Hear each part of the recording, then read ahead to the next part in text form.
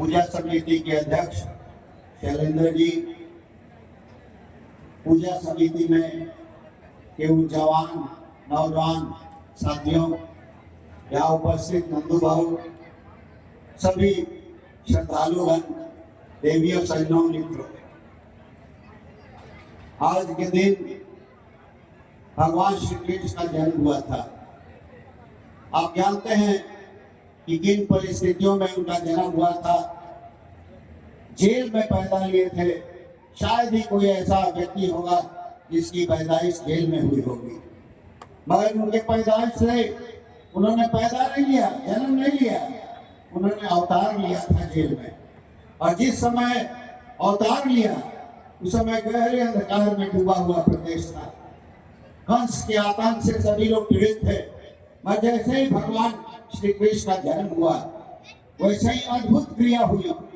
Gate का फाटक खुल गया, सिपाही सारे बेहोश हो गए और भगवान श्री कृष्ण को उफानती हुई यमुना से लेकर के बाहर ले जाने का काम किया। भगवान के आते ही चमत्कार होना शुरू हुआ और अंधेरा से उजाले की ओर प्रदेश होना शुरू कर गया।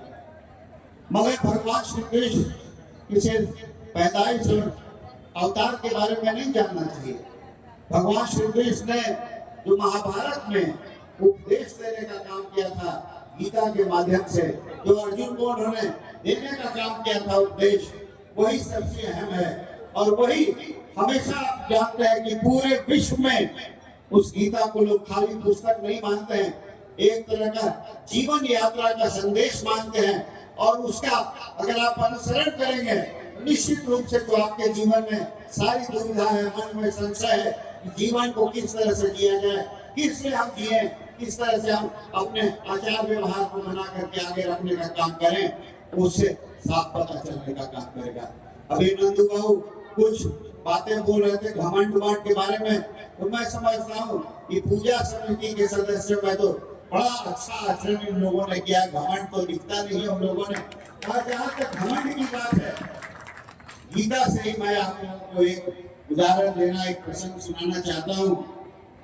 जब कर्ण महाधनुर्धर कर्ण का वध हो गया था और अर्जुन नीचे पहुंचे और अर्जुन बहुत गुस्से में थे भगवान श्री कृष्ण से। वो कह रहे थे कि क्या प्रभु, मैं जब बाण चलाता था तो कर्ण परस 10 टेक पीछे चला जाता था, और वो जब बाण चलाता था तो मेरा रथ सिर्फ 2 टेक पीछे जाता था। फिर भी आप कर्ण को कहते थे वाह कर्ण, वाह कर्ण, क्या तुमने बाण चलाया है। तो श्री कृष्ण मुस्कुराने लगे, कहे कि अर्जुन ये घमंड मत करना कि ये कर्ण तुम्हारे द्वारा मारा गया है। कहा कि प्रभु मेरे ही द्वारा कर्ण मारा गया है, आप कैसी बातें करते हैं। और ये देखिए मैं उसके रथ को कितना पीछे भेज देता था।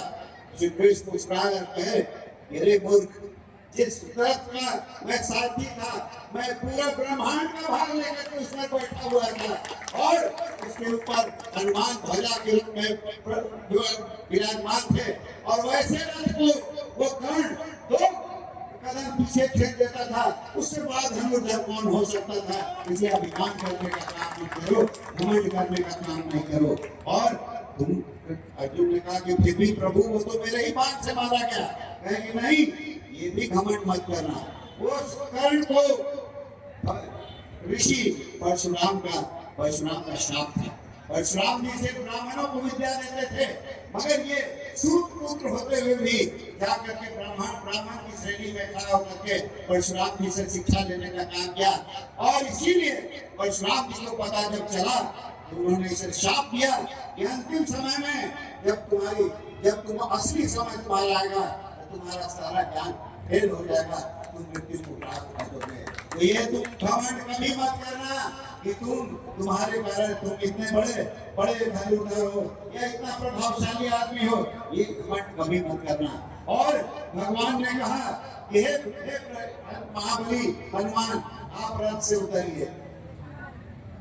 महाबली हनुमान रथ से उतर गए, साक्षात उतर गए। उन्होंने कहा कि इस मूर्ख को दिखाइए, आप अपना ध्वजा भी रथ से उतार लीजिए।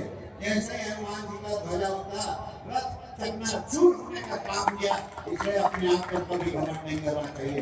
व्यक्ति को हमेशा हनुमान जी की तरह जो प्रभावशाली थे, महाबली अखिलेश बलधामा थे, जो सहस्त्र योजन पर भानु को भी मिल जाते थे, मधुर फल समझ करके ले जाते थे। जो संजीवन जब बूटी नहीं समझ में आ रहा था तो पहाड़े को उठाने का काम किए थे। माता की सीता को खोजने के लिए 7 समुद्र पार करने का काम किया था। वैसा बलशाली आदमी ने कभी नहीं कहा कि मैं इतना बलशाली हूँ। उन्होंने हमेशा कहने का काम किया कि मैं तो प्रभु का सेवक हूँ, भक्त हूँ, मैं कोई प्रभावशाली नहीं हूँ। तो हम लोग भी आज उसी की बात करते हैं। आज हम लोग कितना भी प्रभावशाली हो जाए, कितना भी मंत्री हो जाए और विधायक हो जाए, हम लोग घमंड नहीं करते हैं। आज भी और कभी भी हम लोगों के ही सेवक रहने का काम किए। ऐसा ही ज्ञान हम लोगों को भी गीता से मिलने का काम है।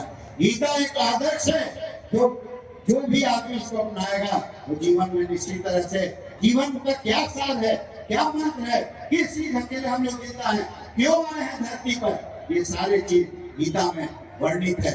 इन्हीं चंद शब्दों के साथ कृष्ण की तो कई लीलाएं हैं जिसका वर्णन हमारे साधु महात्मा लोग करने का काम करेंगे।